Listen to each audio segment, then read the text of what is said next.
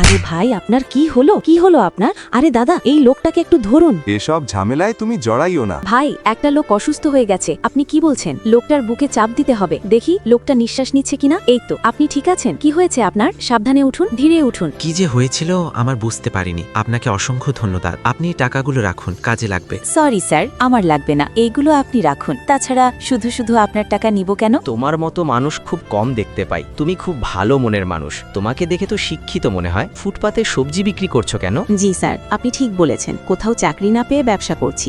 ভালো ব্যবসা করতে তো অনেক টাকার প্রয়োজন। আচ্ছা, আমি তোমাকে কিছু টাকা দিচ্ছি, এই টাকাগুলো রাখো, এটা দিয়ে ভালো ব্যবসা করো। না না, আমার টাকা লাগবে না। তুমি সংকোচ করো না, তুমি এই টাকাগুলো রাখো, আমি তোমাকে মন থেকে দিচ্ছি। ধন্যবাদ স্যার আপনাকে। তুমি সবজিগুলো বেচা বিক্রি শেষে ওই অফিসটা দেখছো না, ওখানে এসো। তোমার জবের ব্যবস্থাটা আমি করব। ওইটাই আপনার অফিস? আমি তো এই অফিসে গিয়েছিলাম, আমার যোগ্যতা থাকা সত্ত্বেও ওরা আমাকে জবটা দেয়নি। কি বলছো কি তুমি? জি স্যার, আমি ঠিক বলছি। বলছিল আমার মধ্যে নাকি কোয়ালিটি নেই এবং বলেছে আমি নাকি মার্কেটিং করতে পারবো না। তোমার মতো মেয়ে আমি খুঁজছি, তবুও এত সুন্দর ভিডিও দেখার পরেও কেউ চ্যানেলটিকে লাইক করে না, সাবস্ক্রাইবও করে না।